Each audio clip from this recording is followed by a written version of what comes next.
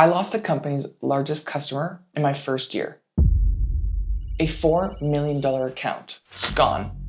And the worst part, I didn't see it coming. I thought we were fine. I thought the relationship was solid. I thought we had time, but I was wrong, and it almost ended my career. In this video, I'm going to show you exactly why that happened and the 10-question system I built after that loss to break every renewal record at my company. Largest renewal in history, most multi-year contracts, highest month-to-month to annual conversion rate. So if you manage enterprise accounts or mid-market or SMB, stay until the end because question 10 on this scorecard is the one that nobody talks about, and it's the one that will save the account.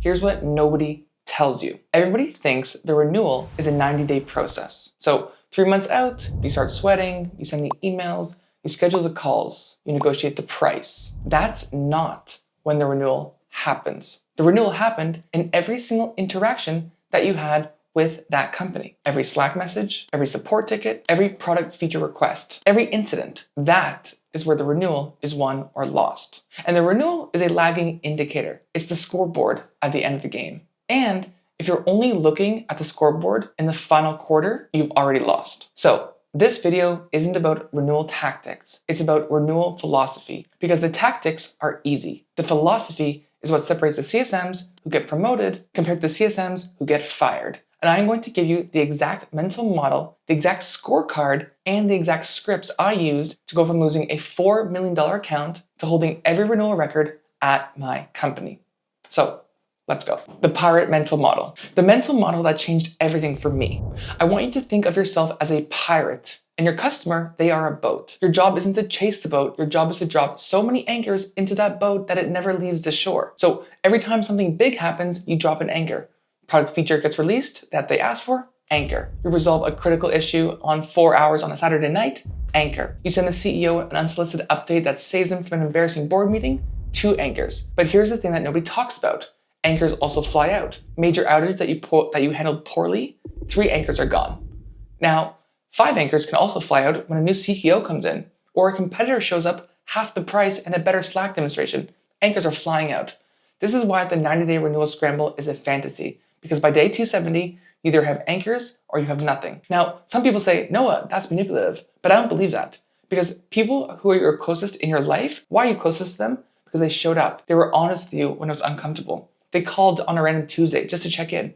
Those are anchors. And the opposite, maybe they only show up when they need something. Maybe they're inconsistent, maybe they're selfish. Those are people anchors too. And it shows up in every relationship, in every renewal. Now, I'm going to show you exactly how anchors get dropped and how they fly out. But first, let me show you the single most common way CSMs destroy their own renewals without even knowing it. Death by 1,000 cuts. So customers don't just wake up one day and decide to churn. That's not how things happen. They don't leave because of one incident. They don't leave because of one bad quarter. They don't leave because of one missed feature build. I've had customers who have had massive incidents, outages, data issues, critical bugs, and they still renewed. Why? Because we were transparent. We communicated. We took ownership. We fixed it fast. We followed up. The incident wasn't a cut, it was a test, and we passed the test. What actually kills renewals is the accumulation of small disappointments. The unreturned email, the missed follow-up, the generic QBR that showed you didn't even understand their business, or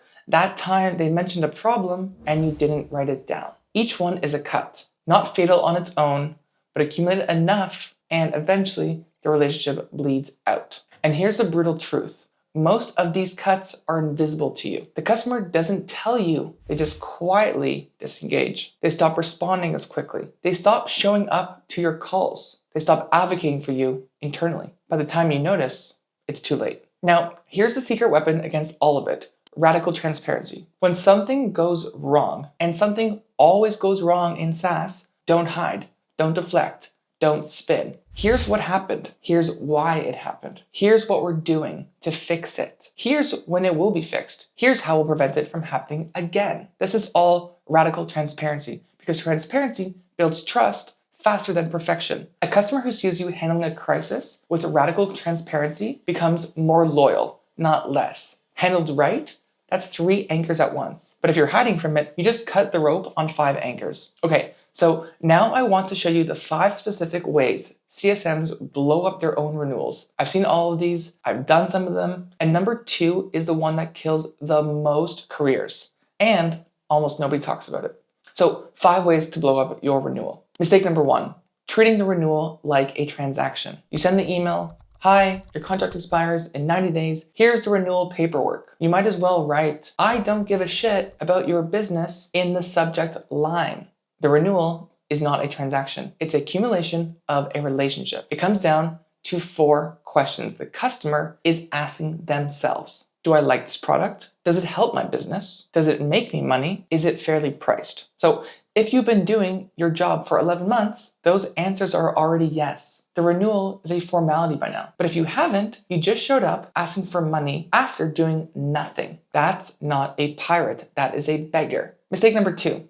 You only talk to your champion. You have your champion. They love you. They use the product every day. And you think, well, if Sarah renews, we're good. But Sarah doesn't sign the check. Sarah doesn't set the budget. Sarah doesn't present to the CFO or the CEO for that matter. And if you haven't built relationships with the economic buyer, the budget authority, and the executive sponsor, you do not have a renewal. You have hope. And hope is not a strategy. One champion is one anchor. One anchor does not hold a ship. You need anchors at every single level. The champion, the VP, the CFO, the CEO. Because when the storm comes, one anchor snaps. And a storm will come. That's why you need 10 anchors. So ask yourself right now, if your champion left tomorrow, would the renewal still happen? If the answer is, I don't know, you have a problem. And you need to fix it today. So mistake number 3, you bring up the renewal too late. If you're bringing up the renewal 90 days out, you're already in damage control. The best customer success managers plant renewal seeds in the first 30 days. They align on success metrics in month 2. They build the business case in month 6. And by month 9,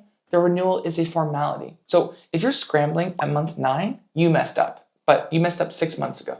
Mistake number 4, you don't understand their business. You know your product. You know your features, you know the roadmap, but do you know how they make money? Do you know their competitive landscape? Do you know what the CEO cares about this quarter? And if you can articulate how your product drives their business outcomes forward, you are a vendor. And vendors get replaced. A CEO once told me, and this company is worth $500 million, by the way, we do not want another vendor, Noah. We want a true partner. And a true partner never gets replaced. Mistake number 5. You're too scared to ask the direct questions. So I found being direct in customer success has become a very lost art.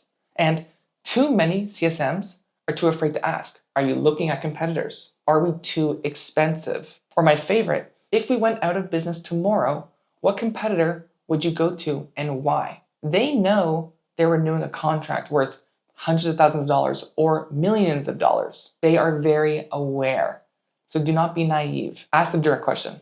So those are the 5 mistakes. Now I want to give you the exact system I use to make sure I never make them. It's called the Noah Renewal Readiness Scorecard. And I run every single account through it in 6 months before the client is renewing. So grab the free template in the link below. It's totally free. But let me walk you through all 10 questions right now because how you score these matters as much as the questions themselves. So the Noah Renewal Readiness Scorecard. 10 questions. If I can't answer yes or strong to at least 7 of them, I know I've got work to do. Question 1, have I mapped champions, influencers, and blockers?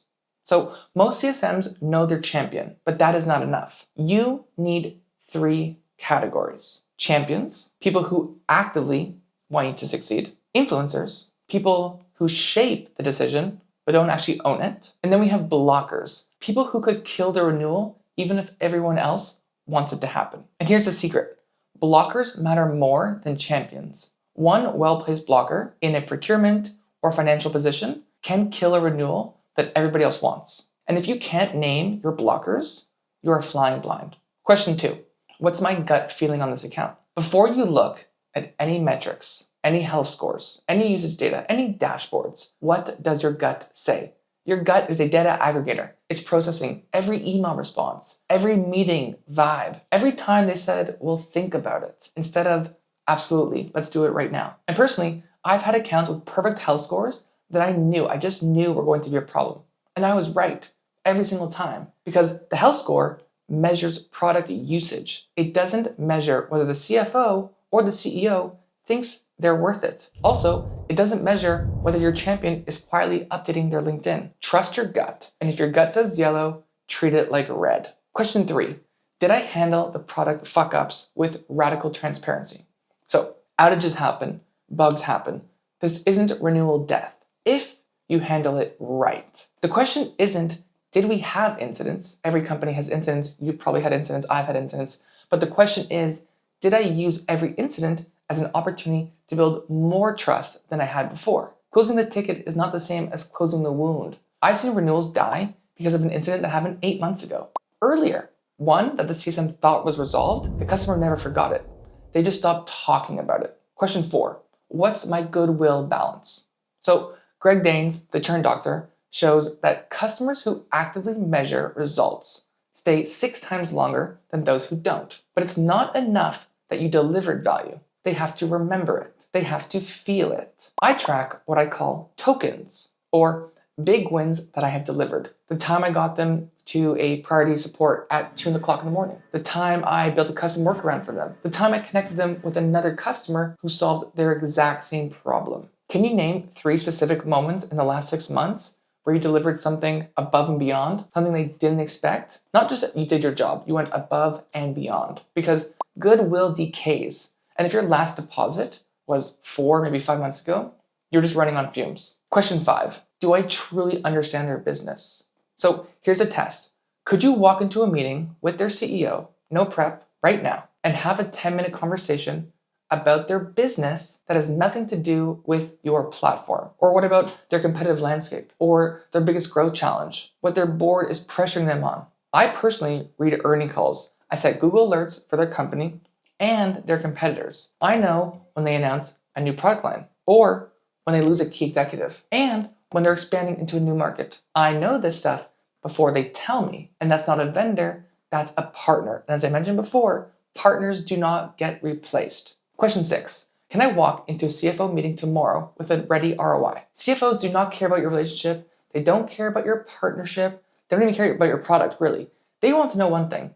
Is this worth the money? When you walk into that room, you need 3 things. What they spent, what they got in measurable results terms, and what happens if they stop spending, the risk. So you say it as such. You invested X dollars. We delivered specific outcomes. Conservative estimates that it's Y dollars in value, an ROI of Z percentage. If you don't renew, here's the operational risk, the competitive disadvantage, and of course the cost of switching. That's it. No fluff, just numbers. And this isn't something you build at month 11, by the way. You build this at month 3, you update it at month 6, and by month 9, it's airtight. Question 7, am I being honest about product gaps? You don't have to mislead someone because you can mislead them by being vague. That's not on our roadmap when you have no idea if it's actually going to be there. Vagueness is a form of dishonesty, and customers can feel that. Be specific, be honest. If the answer is we're not building that, say it, because it's better to lose a renewal at month 6 over a product gap than it is to lose it at month 11 over trust. Question 8, is there a multi-year play here? Every account is a potential multi-year deal. The question is whether you've done the work to make it more attractive. What does this customer fear in the next 12 months? Budget, pricing increases, switching costs, etc. A multi-year deal solves all these fears. And you can pitch this multi-year deal 2 years, 3 years, heck, even 4 years. But you have to do so if you've built up the credit enough to ask the question. And again, you're not asking them for a favor, you're solving their problems too. Question 9, when we talk, they sound like a partner or a vendor. Partners ask you for your opinion. They include you in strategic conversations. They ask, we've been thinking about expanding into a new market. What do you think, Noah? Vendor language says, can you send me the renewal paperwork? Or we're evaluating our options. If your customer is talking to you like a vendor, it's because you've been acting like one. The fix isn't to suddenly start asking strategic questions at month 10 or 11. The fix is to have been asking them since month 1. Question 10, if they had to justify not renewing today, could they? This is the killer question, and it's the one most CSMs refuse to answer honestly. I actually try to build a case against myself. I sit in the CFO's chairs and I ask, if I had to justify cutting this vendor, what would I say? Is the ROI unclear? Is there a product gap that's been unresolved for months? Is there a competitor making noise? Is there a new executive who doesn't have a relationship with us? If I can build a compelling case for not renewing, even a partial one, That's my action list. Those are the things I need to fix before the renewal conversation even happens. And the goal isn't to convince yourself everything's fine. The goal is to find out if there's holes before the customer does. Now let me show you the final piece, the one that separates the good CSMs from the great ones. It's learning how to play the C-suite game, and most CSMs never even try. So, the C-suite game. Most CSMs never talk to CFOs and CEOs. They stay in their lane. End users, maybe the occasional director. But that is a huge mistake. If you want to control renewals, if you want to be a strategic CSM instead of a support CSM, you need to talk to the C-suite. And you need to understand the games at play. So the CFO, everything is a number. CFOs care about one thing, the financial outcome. So here's a script. We've helped you reduce onboarding time by 40%, which saved your team 200 hours this quarter. At your loaded cost, that's X dollars. If we expand that to the department, we're looking at Y dollars in additional savings annually. 2 weeks before any CFO conversation, you need usage data that translates to business value, outcomes with data for specific metrics, and a conservative ROI calculation. And lastly, a risk assessment of not renewing with a clear recommendation with numbers. If you don't have all 5, you do not take the meeting, you are not ready. The CEO, vision and velocity. So CEOs care about competitive advantage and speed. You can send an unsolicited message to a CEO every single quarter that says, hey, here's what our platform did for your company this quarter. Happy to jump on a 5-minute call if you want me to walk you through it. A CEO has over 100 vendors. They do not give a shit about you. All they're doing is asking their direct reports, is this product doing it for us? Yes, no, move on. And getting a relationship with the CFO is your heaviest anchor, because when the budget freeze comes, that anchor is the only thing keeping the boat. The 4 games they play. C-suite executives play games, not malicious games, but more strategic games, and you need to recognize them. Game 1, the budget freeze. We're freezing all vendor spend. This is rarely true. They're just prioritizing. They're forcing every vendor to prove value. You come back with the ROI that you delivered and the risk of not renewing. Make not renewing look like a very expensive option. Game 2, the competitive bid. We're evaluating all of our vendors. Negotiating tactic, 90% of the time. If you've done your job, they don't want to switch. Switching is very, very risky, very expensive. This is where your anchors save you. If you have 10 anchors holding that boat, a competitor showing up with a shiny new demo is just wind. The boat does not move. Game number 3, the silent treatment. You reach out, crickets. You email, nothing. Here's what you do. You go around, talk to your other relationships in the account, gather intelligence, and come back with value. Not, hey, can we talk about the renewal? You come back with saying, hey, I heard your team is dealing with this issue. I have some ideas. Game number 4, the feature request blackmail. We'll renew if you build this feature. Get specific immediately. Help me understand exactly how this feature would impact your business. What would you be able to do that you can't do now? If they can't answer with specifics, it's real. If they can't, it's a smokescreen. The C-suite is playing chess while most CSMs are playing checkers. And when you level up, you're not a vendor anymore, you're a strategic partner. And strategic partners don't get replaced, they get expanded and renewed. So here's the game of renewals. It's not about the 90-day scramble, it's about the 365-day anchor dropping operation. Every interaction is a chance to drop another anchor or lose one. Every email you don't return, every follow-up you miss, every QBR you phone it in, anchors are flying out. But every time you show up on a Saturday, every time you're honest about a product gap, every time you send the CEO an unsolicited update, every time you know their business better than they do, anchors are dropping in that boat. The pirate doesn't win by being the biggest ship. The pirate wins by having the most anchors. And Greg Danes said it best. Customers leave when they no longer have a reason to stay. Your job is to give them so many reasons that leaving becomes unthinkable. Be transparent, be direct, be the CSM who gives a shit. Grab the NOAA Renewal Readiness Scorecard in the link below. It's totally free. Run every account through it 6 months before renewal. Score yourself very hard. Hit subscribe, comment below, and like this video. Appreciate you. Thanks.